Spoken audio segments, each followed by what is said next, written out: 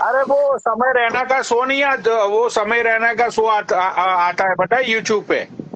हाँ हाँ हाँ, इंडिया गॉट टैलेंट। हाँ, तो उसके अंदर अभी वो खुद तो था ही था, उसके साथ था वो दूसरा नहीं है वो रणवीर अल्लाह अल्लाहाबादी, वो जो लोगों के इंटरव्यू इंटरव्यू लेता रहता है, सेलिब्रिटी लोगों के। मीठा। हाँ, हाँ। उसके साथ दूसरी एक लड़की थी। तो वो उसने मतलब वो समय रैना ने ये बोला कि भाई अगर तुझे ये बंदा 2 करोड़ देगा तो तू उसका लंड चूसेगी। उसके बाद वो जो रणबीर अल्लाहबादिया था, उसने ये बोला कि भाई तूने अपनी मम्मी को और पापा को चुदाई करते हुए कभी देखा है? और वो सच्ची? लड़की, हाँ, और वो लड़की ने ऐसा बोला कि भैया मुझे तो लड़का 6.5 हाइट होनी चाहिए और नीचे भी उसका 6 इंच का होना चाहिए। हाँ। और वो लड़की ने ऐसा भी बोला कि तू अपनी माँ के भोसरे में से बाहर निकला, उसके बाद तूने कभी भोसरा देखा? Do you have sour apple ice? क्या? तो इसमें कौन सी बड़ी बात है? गाली गलौज तो सब लोग करते ही हैं यार पनोड़ी भाई। इससे गंदी गंदी गाली तो तुम देते हो। नहीं नहीं, देखो हमारी बात अलग है सुपी भैया। हमारा जो क्राउड है वो लिमिटेड क्राउड है। वो हाँ। जो लोग हैं वो लोग बड़े बड़े सेलिब्रिटी के साथ बैठने उठने वाले लोग हैं। तो उन लोगों को, और वो जो इस प्लेटफॉर्म पे ये सारी बातें कर रहे हैं, वो प्लेटफॉर्म तो देखो यार। हम्म। मतलब हम्म। उसको करोड़ों लोग देख रहे हैं, और एक लड़की ऐसा बोल रही है, बताओ कि बहन तो 6 इंच का लंड चाहिए। अरे यार पनोड़ी भाई, सावर ये कौन सा एप्पल छोड़ नेशनल टीवी पे चला है? वो तो यूट्यूब पे चला है। यूट्यूब पे तो सब गंद भरा ही पड़ा है यार। या पर कहाँ ये पे? समय रहना का थोड़ा ज्यादा नहीं हो गया पनोड़ी भाई? अरे मतलब के देखो, इसके शो में लंड और चूत की बातें तो चलती ही थी, सबको पता था, ठीक है। हाँ। लेकिन मतलब कल के एपिसोड में, मतलब जब भी एपिसोड हुआ था तो उस एपिसोड के अंदर बहुत कुछ ज्यादा ही हो गया। हम्म। और जितने भी इंडिया के बड़े बड़े सेलिब्रिटीज हैं, सब लोगों ने इन लोगों को जूतों चप्पलों से, लातों से, सब लोगों ने बहुत पीटा है इन लोगों को। देखो आई पनोड़ी एम भाई, एक चीज सॉरी बोलूं आपको? एक चीज बताऊं? हाँ ये जितने भी 2 कौड़ी के इन्फ्लुएंसर्स हैं, हाँ हाँ इन्होंने इन दोनों को पता है क्यों पकड़ा? क्योंकि ये हाँ। दोनों पीक पे हैं। इनका फेम एकदम भर भर के इनके पतीले से डुल रहा है। समझे मेरी बात? तो अरे चक्कर ये हो गया पनोड़ी भाई, ये इसका जो इलाहाबादी का जो पॉडकास्ट है वो नंबर 1 पे चल रहा है, और इधर समय रैना का ये जो इंडिया गॉट टैलेंट, ये भी हाँ नंबर 1 हाँ। पे चल रहा है। तो लोगों ने सोचा क्यों ना इन दोनों हरामियों का हराम का फेम लूटा नहीं जाए। तो इसलिए नहीं, ये इंडिया। वो तो लोगों ने लूटा ही है। हाँ। Thank you. देखो वो फेम लूटने वाले जो थे, थैंक्स, जो फेम लूटने वाले थे ना, वो कौन थे? वो जैसे कि ये 2 कौड़ी हिंदुस्तानी भाऊ हो गया, समझ रहे अच्छा, हो? भाव ने भी बहती गंगा में हाथ धो लिया। हाँ, जो वाह। बंदा थार डंडा से लेके आज से हाँ। 10-11 साल पहले जो बंदा गाली गलौज के बगैर बात नहीं करता था, ठीक है, गालियां दे देकर वो फेमस हुआ। अब वो बंदा लाइव चालू करके ज्ञान पेल रहा है। वाह। बताओ बहन चोद। और घोर कलयुग। सामने उसने, पता है किसको ऐड किया? हाँ। उसने ऐड किया इंडिया की सबसे बड़ी रंडी पाकि सावन को। अरे वो भी तो। ये दोनों मिलके ये दोनों मिलके मतलब के ज्ञान ज्ञान चुदाई चल रही थी। बताओ। अरे यार मेरे को एक बात बताओ, वो महीप है ना, वो बुड्ढा हाँ सरदार हाँ कॉमेडियन। हाँ मैंने इसका एक बड़ा वायरल हो रहा था कि उसने भी महीप को बोला कि तू लंड तो है। महीप सिंह को बोला हाँ मैं वैगरा खा रही हूँ, वो कह रहे वो तो। उसने बोला समय रैना ने वैगरा तो लंड के लिए होता है। तो उसने कहा ये हाँ महीप लंडी तो है, तो मैं इसके लिए हाँ। कर समझ रहे हो? तो यार उसका यार राखी सावंत को बिठा के ये क्या सहानुभूति पा रहा था हिंदुस्तानी भाव, सोचने वाली बात। मतलब देश को ये मतलब मैसेज दे रहा था, देश में ज्ञान बांटने की बातें चोद रहा था ये। तो अभी मेरा गुस्सा बहुत ही सातवें आसमान पे था। मैंने बहुत गाली दी इस बड़वे को। मैंने बोला तू भोसड़ी के सनातनी बनने का ढोंग करता है मादरचोद। तू जय श्री राम बोलता रहता है। तू बहन के लौड़े, तू गया एक भी बार ये अपना ये कुंभ में? हाँ खुद को ये सनातनी बोलता है कि भाई जय श्री राम, हिंदू ये हिंदू वो। बहन के लौड़े, तूने हिंदू के लिए वहां पे टेंट लगाया सेवा के लिए? ये तो पॉइंट है, ये तो भाई झूठ बोल रहा हूँ, बताओ सूफी भैया, झूठ बोल रहा हूँ मैं? लॉजिक, बात में लॉजिक है भैया। पर ये मैंने देखा था किसी बाबा के पास बैठे हुए थे ये, if I am not mistaken, शायद अरे वो राजेश बदाम या फर्जी बाबा के साथ बैठा हुआ था ये। वो क्या नाम है उसका, वो धीरेन्द्र शास्त्री के साथ। धीरेन्द्र शास्त्री को भी हराम का फेम चाहिए। धीरेन्द्र शास्त्री भी बोलता है कि सनातन सनातन, ये भी सनातन सनातन करता रहता है। दोनों फर्जी बहन के लौड़े। पर धीरेन्द्र शास्त्री तो बढ़िया आदमी है यार। वो उसने तो भाई धर्म कर्म का काम करता है। वो भी कुंभ में बैठा रहा, सेवा करी उसने खूब। हाँ, बाद में अपनी स्टेटमेंट से फंसा जरूर बाबा, पर वो बंदा भाई बढ़िया है। तुम मुझे ये बात बताओ, जब उसको लोगों ने पूछा कि भाई तुझे तो पास का भी पता है, तुझे तो प्रेजेंट का भी पता है, तुझे तो भविष्य का भी पता है, तो भगदड़ मचने वाली थी वो बहन के लौड़े, तुझे पता नहीं था? Right right. तो ये सारे फर्जी लोग हैं। सनातन के नाम पे ये लोग सिर्फ पैसा बना रहे हैं, और पैसा देने वाले ये बेचारे गरीब मजदूर लोग ही है।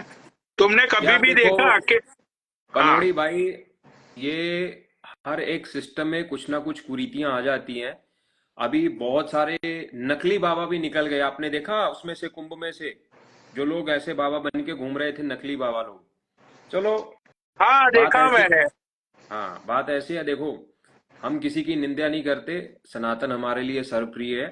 बात ऐसा है कि ये लोग, अगर तुम यार भाई, मेरे को सबसे हंसी ये बात आ गई, उसने राखी सावंत को सामने बिठाया भाऊ ने, हाँ, राखी सावंत को सामने बिठा के ये ज्ञान चोद रहा था। और राखी वो सावंत भी, ने फिर बकचोदी नहीं करी कुछ।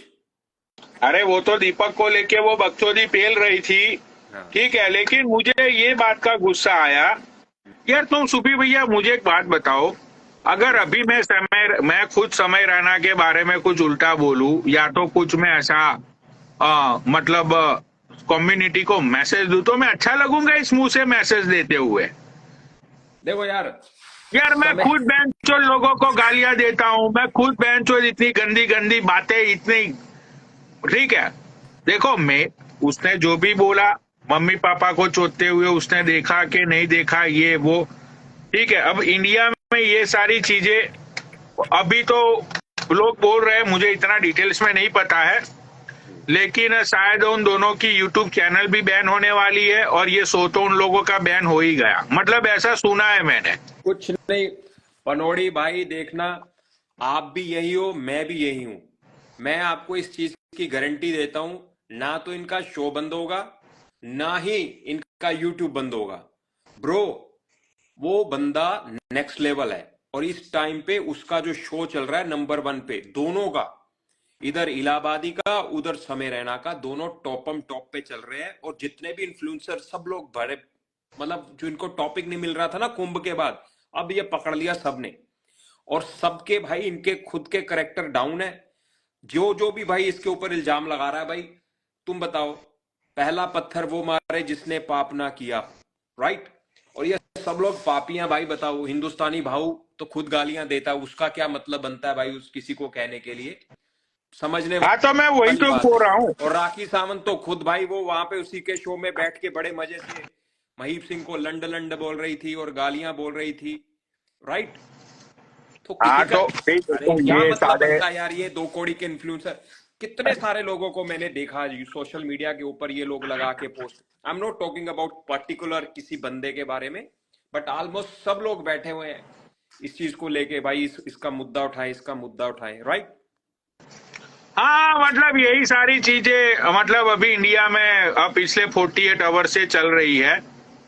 और यही सारी चीजों को लेकर सब इंडिया के अंदर बहुत सारी जगहों पे जुलूस निकल रहे हैं और लोग बोल रहे हैं कि भाई समय रैना का बाप जो पत्रकार है, पत्रकार को फांसी दो।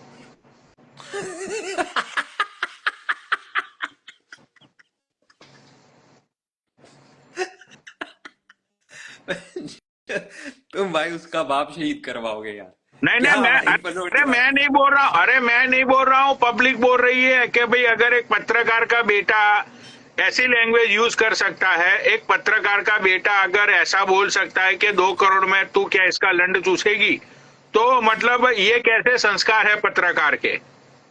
बट इसमें बुरा भी क्या है यार? लिबर्टी ऑफ स्पीच तो है ही है। लिबर्टी ऑफ स्पीच इंडिया में है, लेकिन लिबर्टी ऑफ स्पीच इंडिया में अश्लील भाषा को लेके नहीं है ना सुपी भैया। पर यार वो नेशनल टीवी पे थोड़ी थी, सोशल मीडिया पे, like you and me. National TV पे नहीं थी, नेशनल टीवी पे नहीं थी, लेकिन अब नेशनल बन गया ना।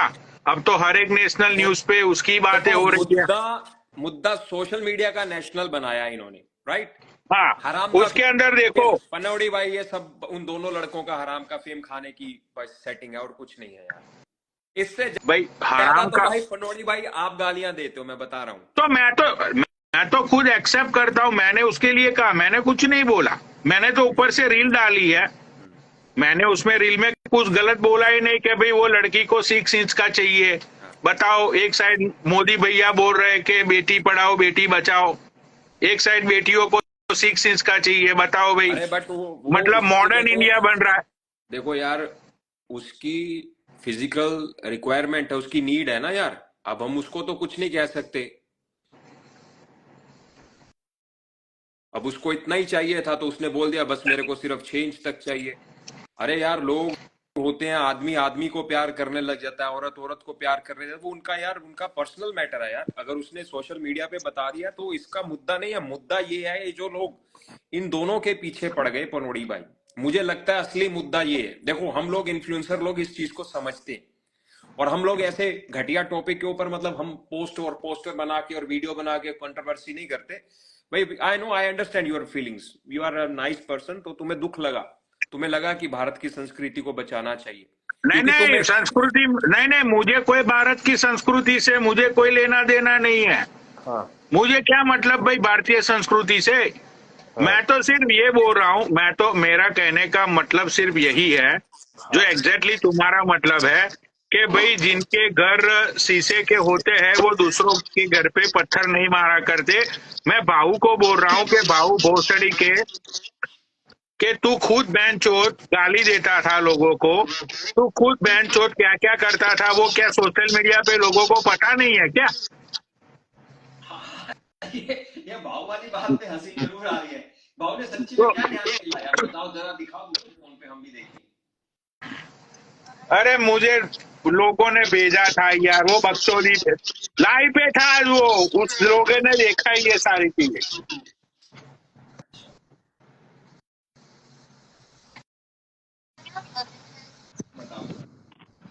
यार फिर तो मेरे को यार इस बात के ऊपर तो भाई मेरे को फिर हंसी आ रही है। अगर भाऊ ने ऐसे बोला इनके बारे में, देखो मैंने देखी नहीं है वीडियो उनकी लाइव, अगर राखी सावंत को बिठा के मुझे लगा उसने राखी को बिठा के उसको गालियां दी होगी कि भोसड़ी वालों तुम लोग ये क्या कर रहे हो। ऐसा नहीं था क्या? Thank you. अरे मैं लाइव पे नहीं था सुपी भाई, ठीक है। मुझे कुछ लोगों ने कुछ रिकॉर्डिंग भेजी है जिसमें ये बोल रहा था कि भाई बताओ देश में आजकल क्या चल रहा है, राइट। जैसे ये तो बैंचोद मतलब हिमालय में कैलाश पर्वत पे जाके मादर चोद तप करके वापिस आया हो, इस तरह से ये बातें चोद रहा था। राइट, सही बात। ठीक है भाई, देखो मैं मानता हूं कि जब देश में कोई एक गर्म मुद्दा होता है तो वो गर्म मुद्दे पे सब लोग अपने अपने मतलब इन्फ्लुएंसर लोग कूद पड़ते हैं कि भाई जो 4-5 दिन का कोई नमक मसाला मिल गया वो, राइट। ठीक है, जैसे कलकत्ता में वो लड़की का रेप हुआ था, उसमें हाँ। मतलब सब लोगों ने मतलब चिल्लाया कि न्याय दो, न्याय दो, न्याय दो। ठीक है, हम्म। वो 10-15 दिन न्याय का चला, उसके बाद सब लोग भूल गए। उसके बाद भाई कोई नया मुद्दा आया। अभी ये कुछ दिन पहले ये अपना देश में कुंभ चला, राइट। भगदड़ चली देश में। ठीक है, अभी भगदड़ से हम लोग उभरे भी नहीं थे, तो ये समय ने ये कांड कर दिया। हम्म। सही बात है। ठीक है, हाँ। तो अब मैंने ये, सुना 3,000 लोग मर गए यार, मैंने सुना पनोड़ी भाई। अरे मर गए होगे, मैंने तो 15,000 सुने हैं। अच्छा। हाँ यार पनोड़ी भाई पता क्या हुआ, मैं बताता हूँ आपको। आपको मालूम क्या हुआ? एक एक सीधा रास्ता बना हुआ था। मैं आपको एक हाँ ऐसे इशारे से समझाता हूँ, फिर आपको समझ आया। देखो, एक ऐसे सीधा रास्ता बना हुआ था। वो एक हाँ। साधु संतों के लिए जाने के लिए रास्ता था, जो कुंभ में संगम में डुबकी मारे, फिर उसी स्थान से वापस आ जाएं और अपने सेक्टर में चले जाएं। वो एक अलग ही रास्ता बना के छोड़ा हुआ था। राइट उसके राइट हैंड साइड पे पब्लिक के लिए बहुत बड़ा रास्ता था, उसके लेफ्ट हैंड साइड पर पब्लिक के लिए बहुत बड़ा रास्ता था। राइट। और बीच बीच में चौराहे आ जाते थे, चौराहे। तो हम्म। चौराहों के ऊपर बैरिकेड लगा हुआ था। तो हम्म। लोगों को लगा कि ये रास्ता खाली है और हमारे रास्ते में कितनी भीड़ है। आपको पता है, जो मौनी अमावस्या का जो स्नान था, वहां पर जितने भी साधु संत महात्मा थे वो डुबकी नहीं लगा पाए। पता है आपको इस चीज के बारे में? हाँ, वो मैंने वो स्नान कैंसल कर दिया था, मैंने न्यूज पे सुना था। वो स्नान संतों को कैंसिल करना पड़ा, क्योंकि लोग, वो जो खाली सड़क रखी हुई थी, मैं आपको, मेरे पास वीडियोस, क्योंकि मैं तो प्रथम स्नान पे गया हुआ था, तो मैं तो वहां पर था और मैंने सारी सिचुएशन भी देखी और मुझे पता भी है। भाई वो जो बीच में ऐसे रास्ता था ना पनोड़ी भाई, वो हम्म। लोगों ने बैरिकेड तोड़ दी और संतों वाले उसमें, जब बैरिकेड टूटे तो पीछे से भाई फोर्स एकदम धक्का धक्का धक्का धक्का, भाई जो नीचे गिर गया। क्योंकि भाई आदमी के साथ, इंसान के साथ ऐसे इंसान चिपका हुआ था भाई पनोड़ी भाई। ओहो। पहले जब मैं पहले स्नान पे गया ना, पहले स्नान पे, और मैं वही साधु संतों वाली लाइन में ही था, जहां से सारे साधु संत चल रहे थे, मेरे साथ बाबा लोग थे। मैंने कैमी को उठा रखा था और सब बाबा लोग, मेरे गुरु लोग सब आगे पीछे सब थे। भाई पनोड़ी भाई, जब हम लास्ट तक पहुंचे ना, इस संगम तक पहुंचे, भाई पीछे से धक्का पड़ रहा है, धक्का पड़ रहा है, धक्का पड़ रहा है। आप पहुंच गए सामने संगम पे, आपके सामने सारी आगे नदी है भाई, त्रिवेणी संगम। अब बताओ क्या राइट। करोगे? क्या करोगे अब? पीछे जा नहीं सकते, पीछे से धक्का पड़ रहा है। लोग, बहुत सारे लोग पानी में भी गिरे, पर with the grace of God, Bholenath की कृपा से हम लोग सब बच गए। हमें वहां पे रुकने के लिए कैमी था भाई, देखो कितनी भीड़ में कैमी यहाँ पे रखा हुआ। कैमी को भी डुबकी लगवाई हमने, है ना। राइट। वो सीन था सबसे खतरनाक। जब बैरिकेड टूटा ना, तो उसका जो फोर्स था वो सारा एकदम फैल गया। और फिर हाँ। लोगों को धीरे धीरे धीरे धीरे चल के संगम तक जाना, डुबकी लगा के फिर वापस आना। फिर वो लोग जो लाइन लाइन उन्होंने साधु संतों के लिए रखी हुई थी, जिसमें उनके रथ जाने थे, लोग आजू बाजू में खड़ के, बड़े बड़े साधु संत महात्मा लोग जो आए थे तपस्या करके पहाड़ों से, कुंद्राओं से, गुफाओं से, उनके दर्शन करते, तो वो बाहर निकले ही नहीं उस समय। फिर उनको अंदर ही रहना पड़ गया शिविर। बताओ भाई, ये था भगदड़ में सर। मर गए बेचारे लोग।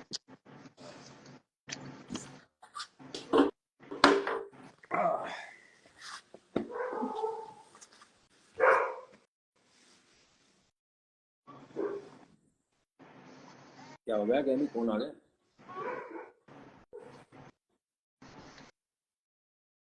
सुबह भैया, देखो ये लोग जो मर गए ना, हाँ। उसका मुझे कोई दुख नहीं है। नहीं नहीं मुझे यार, देखो ऐसा नहीं तो कहना चाहिए, ऐसा नहीं कहना चाहिए।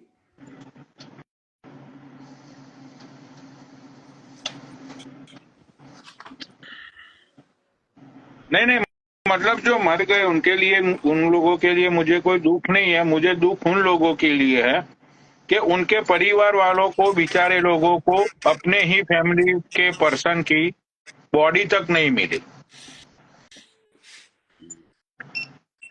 पनोड़ी भाई एक चीज आपको बताऊं, हम्म। आप इमेजिन कर ही नहीं सकते वहां पे भाई भीड़ कितनी थी। ये मैं आपको सच्ची बात कह रहा हूँ। इंसान एक सड़क से चलता था और भाई भीड़ से शुरू होती थी और जहां पर सड़क खत्म होती तब तक भीड़ ही भीड़ थी, भीड़ ही भीड़। कुछ पता नहीं चल, वहां पे कोई साइन बोर्ड नहीं था, बैठना कहाँ है, खाना कहाँ मिलेगा, कोई नेविगेशन नहीं था इस तरह से, कोई ऐसे कोई ऐप या ऐसे कोई व्यवस्था नहीं थी कौन सी जगह पे कहाँ पे जाना है भाई। समझो मेरी बात। और सब लोगों को भाई इस चीज के बारे में पता ही नहीं था, सब लोग एक दूसरे को पूछ रहे थे और सब अनजान थे। लोगों को पता था हनुमान लेटे हुए, हनुमान जी का मंदिर लास्ट में जब वो बड़े स्नान आए तो उन्होंने वो भी बंद किया ताकि भीड़ कंट्रोल कर सके। हम्म, हम्म। पनोड़ी भाई आप इमेजिन कर ही नहीं सकते भाई, ये बात सच है। जो एक बार गिर गया ना फिर वो उठ नहीं पाता होगा भाई कसम से। और जो नीचे एक बार आप थोड़ा सा आपने अपना सर नीचे झुकाया ना, आपका बैलेंस खत्म हुआ तो खत्म, आप नीचे गिर मैं जाओगे और तो आपके ऊपर से लोग पैदल चल चल के भाई। सही है यार, मतलब कि मुझे पता है सूफी भैया बहुत ही गलत हुआ है। मतलब देखो, मेरी सहानुभूति इन सब लोगों के साथ है हमेशा। लेकिन मुझे है ना सबसे ज्यादा गुस्सा इस बात का आता है कि इतने लोग मरने के बाद अगर मतलब तुम्हारे हिंदुओं का धर्म गुरु अगर ये बोलता है कि भाई मरने वाले लोगों को मोक्ष मिल गया, राइट, तो वो तो गलत चीज थी कि भाई गंगा पे मरने वाले वो लोगों को मोक्ष मिल गया, तो भाई लोगों ने भी ये अब बोला। देखो पनोड़ी भाई, गुस्सा इस चीज का नहीं है कि धीरेन्द्र शास्त्री ने ये स्टेटमेंट दिया कि मरने वालों को मोक्ष मिल गया।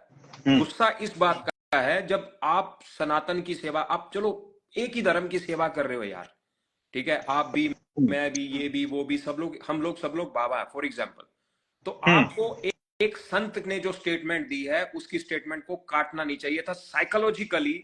उसकी जो धीरेन्द्र शास्त्री की स्टेटमेंट थी वो एटलीस्ट उसमें सहानुभूति थी कि मुझे दुख है और भगवान उनकी आत्मा को शांति दे, ठीक है। और देखिए मोस्टली क्या होता है, जो लोग तीर्थ में जाके जिनकी मृत्यु हो जाती है तो ऐसा माना जाता है कि उनको मोक्ष मिलेगा। जब आप तीर्थ पे जा रहे हो और किसी की कोई तीर्थ पे जा रहा है तो उसकी मृत्यु हो जाती है तो उसको मतलब ऐसा माना जाता है कि उसको मोक्ष मिलेगा। तो जो स्टेटमेंट धीरेन्द्र शास्त्री ने दी थी, मैं देखो उसकी स्टेटमेंट बिल्कुल लॉजिकल थी, उसकी बात में फैक्ट था। वो उसका कहना ये था कि लोगों को सहानुभूति मिले, कम से कम उनका माइंड जो इतना अपसेट हो रखा भाई, जिसके घर के फैमिली के मेंबर गए हैं तो कम से कम उनको इतना तो हो जाए ना, दिलासा तो हो जाए यार, कम से कम कोई तो कहीं से तो भाई आया भी, हाँ यार ऐसा हो सकता है। फिर दूसरे बाबा ने तुरंत स्टेटमेंट दे दी, देखो देखो ये क्या कह रहा है भाई, तुम लोगों ने भाई, वो गलत थी, वो मुझे पसंद नहीं है। अपने ही लोगों की काट नहीं करनी चाहिए थी। अगर किसी ने रुको स्टेटमेंट भैया दे दी देखो, तो कहना चाहिए था ठीक है यार, हमारा भाई है, हमारे धर्म के हैं, इन्होंने जो कहा उसके पीछे ये फैक्ट हो सकता है, पर उसके लिए हमें और भी अच्छी व्यवस्थाएं चाहिए थी। अब देखो मैं, आपने मेरे शब्द पकड़े, मेरे शब्दों को काट दिया, वो गलत हो गया ना।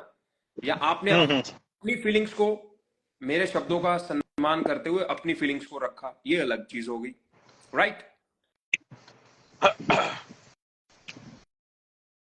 यार अब चलो बहुत सारे ऐसी मतलब बहुत सारे ऐसे इंडिया के अंदर इश्यूज है, जो चीजें ना तो आज ठीक होगी, ना तो कल ठीक होगी, ना तो कभी ठीक होगी। राइट। जो लोग समझदार है, जिन लोगों को समझ में आ गया है कि भाई ये सारे चौंचलों में कुछ नहीं रखा, वो लोग सिर्फ अपना पैसा बनाने में ध्यान दे रहे हैं। राइट। और जो कुछ साणे लोग हैं, जैसे ये भाव की तरह, जो भाव की तरह लोग हैं, ये समय रैना की तरह जो लोग हैं, राइट, उन लोगों को एक चीज समझ में आ गई है कि भाई पब्लिक को कैसे मतलब कंट्रोल में तो नहीं बोल सकते इसको, मतलब पब्लिक, हाँ, पब्लिक को क्या चाहिए वो चीजें दो तो पब्लिक मतलब हमेशा वही सारी चीजों में उलझी रहेगी। राइट। अभी मैं तुम्हें एक एग्जांपल देता हूं, ये भाव की बात करता हूं। अभी वो जो कुछ कंट्रोवर्सी हुई थी बॉम्बे में, तो वो कंट्रोवर्सी के चलते वो एक लड़के ने ये बोल दिया था कि भाई तू इस जगह पे शिवाजी के स्टैचू के इस जगह पे शिवाजी के स्टैचू पे आके मिल। हाँ अब वो बंदे ने फ्लो फ्लो में बोल दिया शिवाजी के स्टैचू पे आके मिल।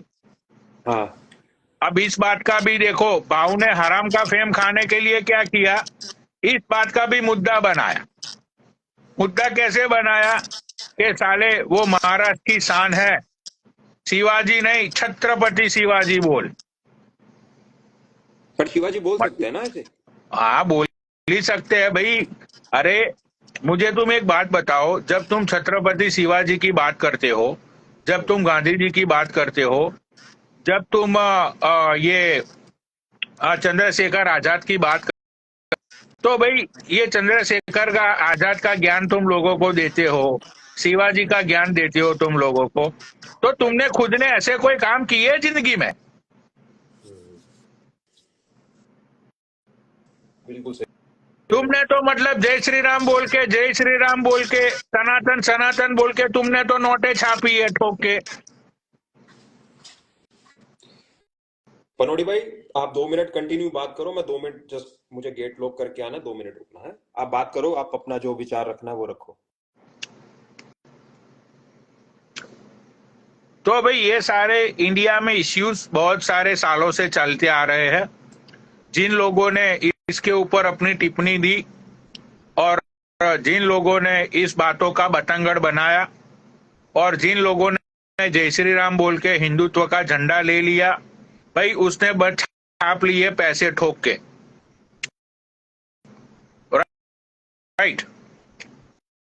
तो यही सालों से चलता आ रहा है, यही सालों से चलेगा। अभी ये बाबा बाबाओं के बीच में भी कंपटीशन लगा हुआ है कि किसके कितने फॉलोवर्स है, किसके कितने अनुयायी है, कौन एक कथा का कितना पैसा लेता है। अरे ओहो, धीरेन्द्र शास्त्री ने एक कथा का 50 लाख ले लिया। अगर वही चीज जब दूसरे कथाकार को पता चलेगी तो वो कथाकार मतलब अंदर से उसको जलन महसूस होगी, अंदर से वो कुछ ना कुछ ऐसी बकचोदी करेगा कि बहनचोद ना कोई मुद्दा उठाएगा सामने वाले को नीचा दिखाने के लिए। तो भाई ये भाई साले फ्रॉड है बहनचोद। तो भाई एक ही ज्ञान सत्य है, उस ज्ञान का नाम है पनौनी। भोसड़ी वालों मुझे सुनो, मुझे महसूस करो, मेरी बातों को घर पे बैठ के अच्छे से सोचो। मादर तो तुम लोगों का भला हो जाएगा। तुम्हारा बाप भी बोलेगा कि सालो मतलब फॉलो करना है या तो किसी की बातें सुननी है तो इस बंदे की बातें सुनो जो बहनचो नंगा सच बोलता है, नंगा कतई नंगा। समझ रहे हो?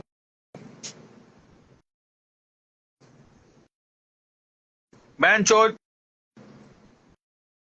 ये दो कौड़ी के सारे इन्फ्लुएंसर, बहनचो दिमाग खोल के थोड़ा तुम सोचो भाई। एक भी इन्फ्लुएंसर ने जाके बहनचोद ये जय श्री राम बोलते रहते हैं, ये भोसड़ी वालों ने एक ने भी कैंप खोला वहां पे जाके कि भाई चलो हम अपने हिंदू भाइयों की, सनातन वालों की सेवा करते हैं, पूजा करते हैं? क्या किया इन लोगों ने? ऊपर से रील्स बनाई।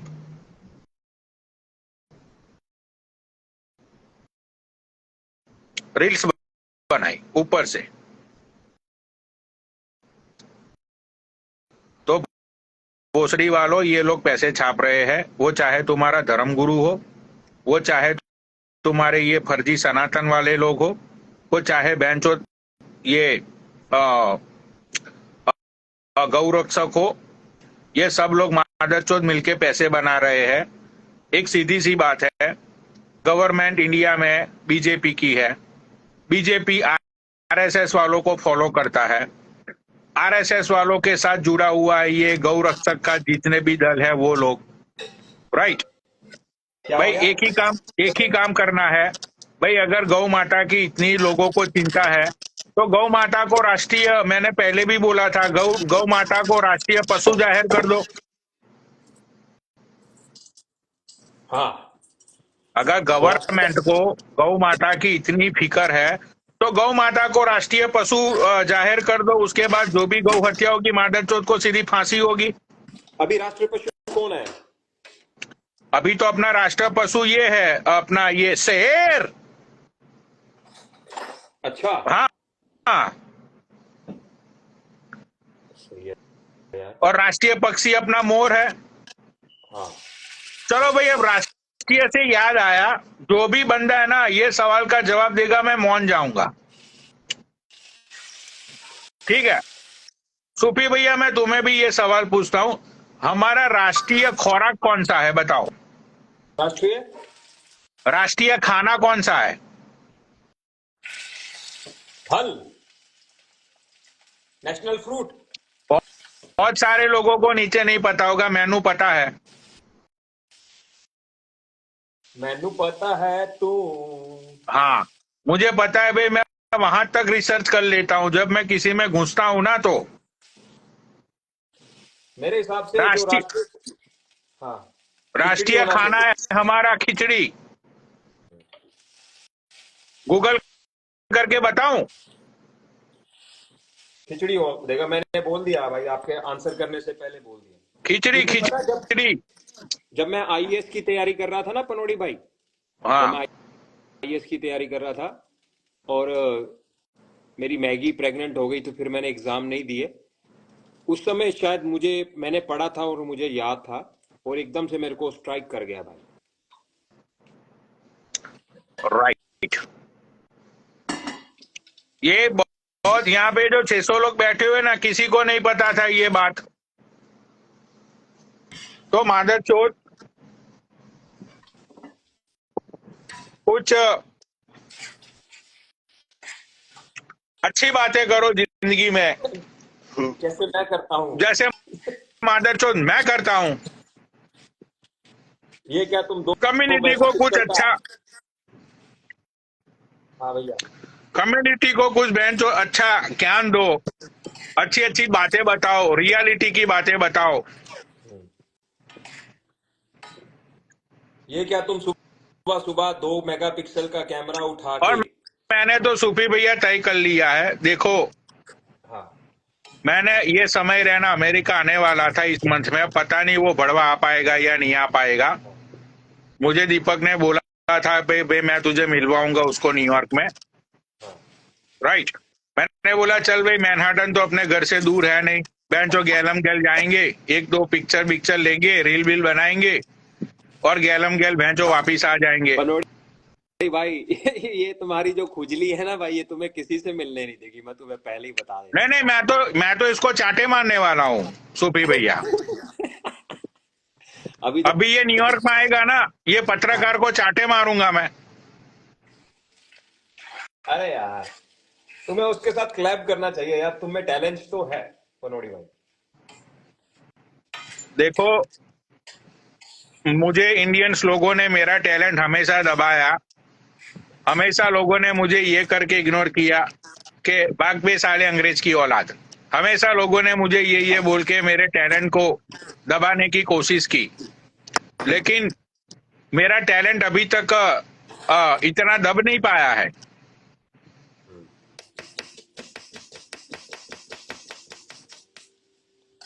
राइट।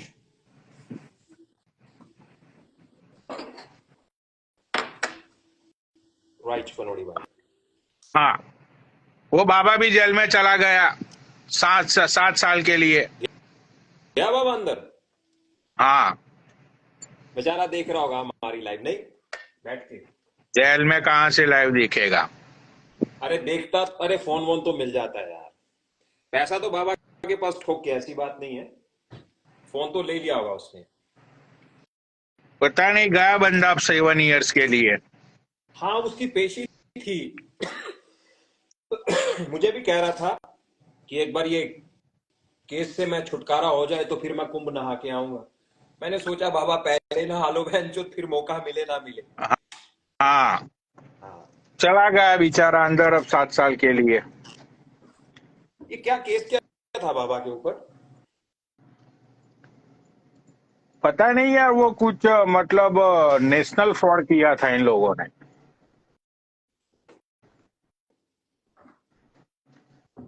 जो मेरे को नमक नहीं मिल रहा 2 घंटे से।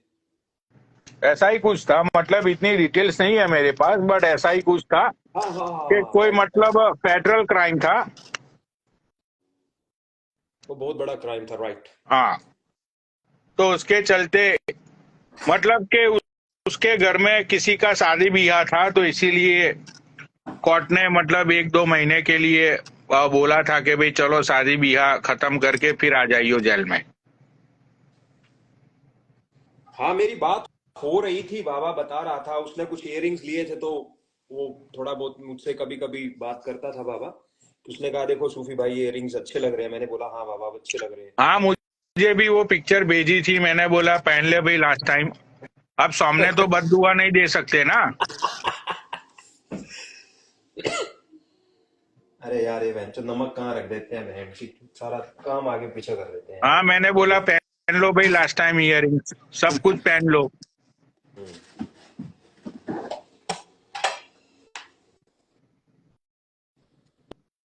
यार बंदा अच्छा था यार, दिलदार था। नहीं नहीं, देखो लौंडा तो अच्छा था वो, लेकिन हमें क्या पता था भाई कि आ, चला जाएगा वो 7 इयर्स के लिए। मैंने बोला कि भाई पैसे पैसे दे के जज बस खरीद लो, तो उसने बोला कि नहीं हो सकता पनौड़ी भाई, मतलब कि कुछ भी मतलब यार सारी मुझे मुझे कोशिश। ऐसा अभी भी कभी कभी लगता है ये बाबा अंदर तिहाड़ जेल से लाइव वाइव चलाता है यार ये। फेस तो दिखाता नहीं है, यही मजबूरी होगी उसकी। अभी थाईलैंड वाईलैंड गया होगा कहीं।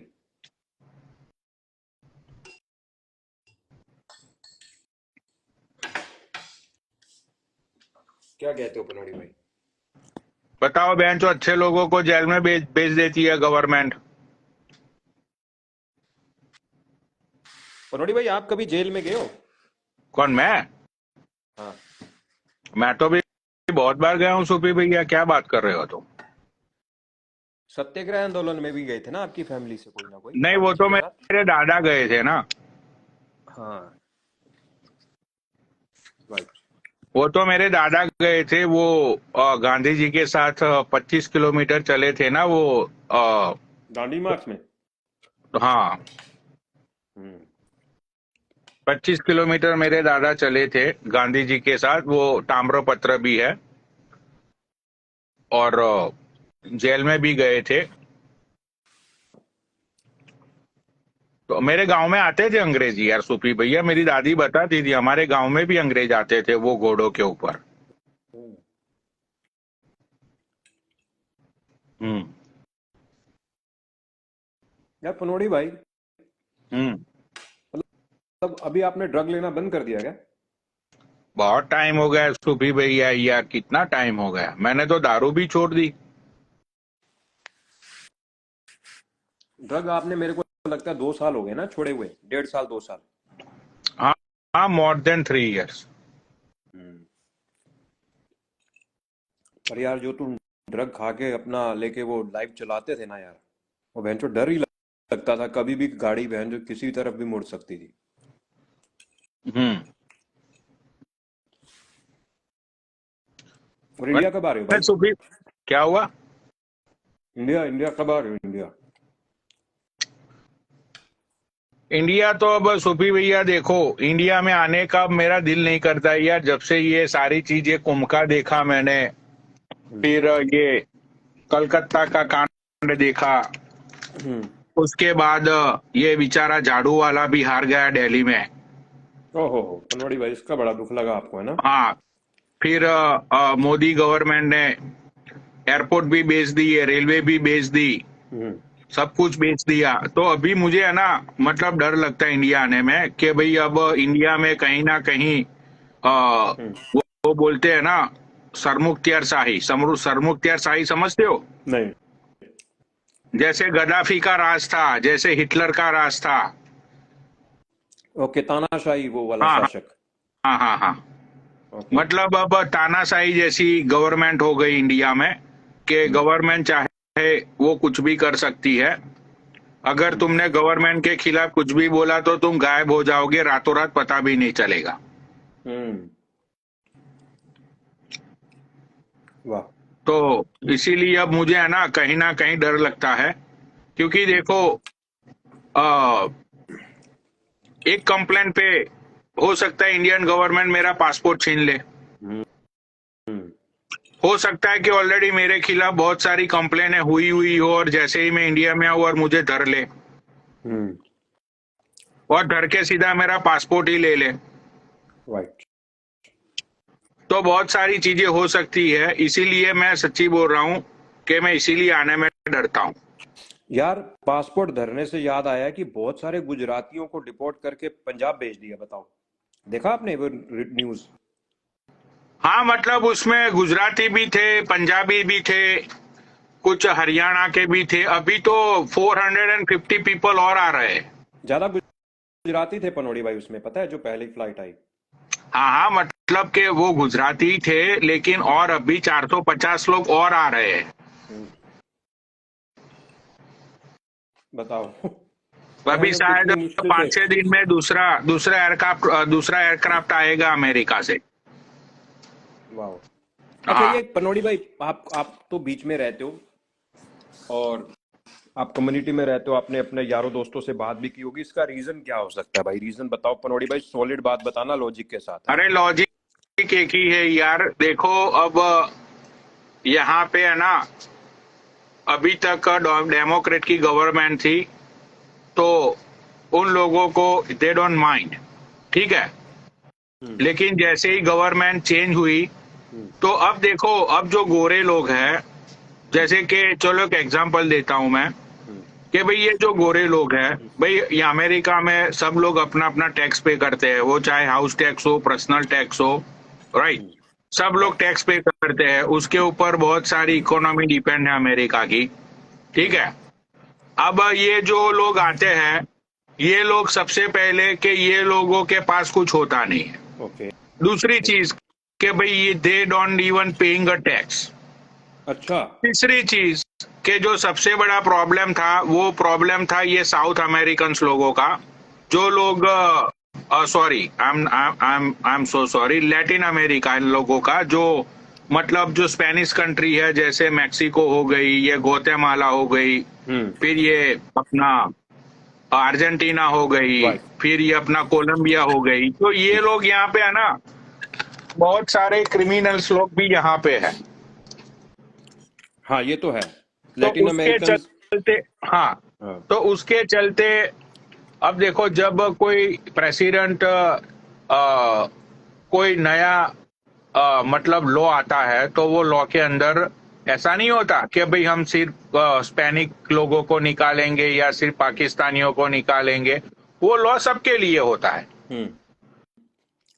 तो जब उसने जैसे ही इसने शपथ ली और इसने 5 नए बिल्स इसने और राइट अवे इसने साइन कर दिए, तो उसका सबसे पहले इसका जो टॉप एजेंडा था, नंबर 1 का, वो यही था कि भाई stop illegal immigrants come to United State, and दूसरा के जो लोग यहाँ पे है उन सब लोगों को यहाँ से निकालो।